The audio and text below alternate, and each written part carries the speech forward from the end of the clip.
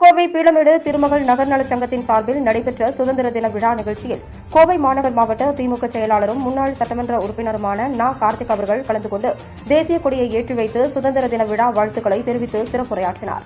திருமகள் நகர் நலச்சங்க நிர்வாகிகள் சிவகுமார், பாலச்சந்திரன், முருகன், விஜயகுமார், நித்யகலா, யுவராஜ், அருணாச்சலம், செந்தில்நாதன், வேலுசாமி, ஸ்ரீவத்சன், ஸ்ரீ வெங்கடேஷ், ராமச்சந்திரன், அருணாச்சலம், புஷ்பா, கருணாகரன், குமார், வெங்கடபதி, கலாமணி, முருகேசன் ஆகியோர் முன்னிலையில் நடைபெற்ற இந்நிகழ்வில் கழக பொதுக்குழு உறுப்பினர் ஆர் மணிகண்டன், பீளமேடு பகுதி 1 செயலாளர் துரை செந்தமிழ்ச்செல்வன், பீளமேடு பகுதி 2 செயலாளர் நாகராஜ், 52வது வட்டக்கழக செயலாளர் நாராயணன், கார்த்திக், பாலகிருஷ்ணன், சுந்தர்ராஜ், மனோகர், கோவிந்தராஜ், பன்னீர்செல்வம், ஞானவேல், சத்யராஜ், குடை ஆறுமுகம், முருகேஷ், முத்துப்பாண்டி, வீரமணி, அமுதா, விஜயராணி, இந்திராணி, நகர் நலச்சங்க நிர்வாகிகள், கழக நிர்வாகிகள், ஏராளமான பொதுமக்கள் கலந்து கொண்டனர்.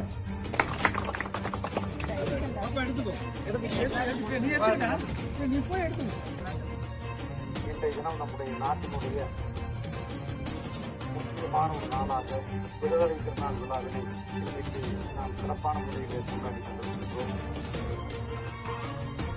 இந்திய மாநிலத்தில் மாண்புமிகு தமிழகத்தினுடைய முதலமைச்சர் அன்பு தலைவர் தளபதி அவர்கள் கொடியினை ஏற்றி வைத்து சிறப்பித்து வருகின்றார்கள்.